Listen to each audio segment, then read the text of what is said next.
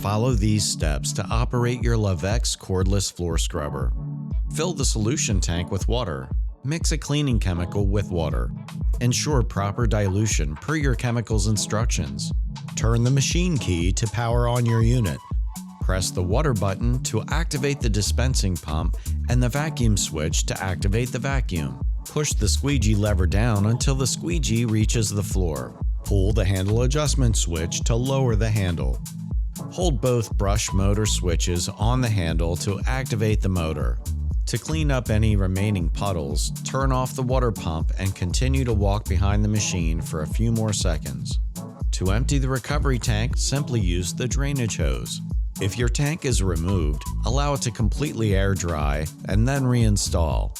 Fasten the drain hose back onto the wastewater tank. Ensure your vacuum hose and squeegee are clear of debris.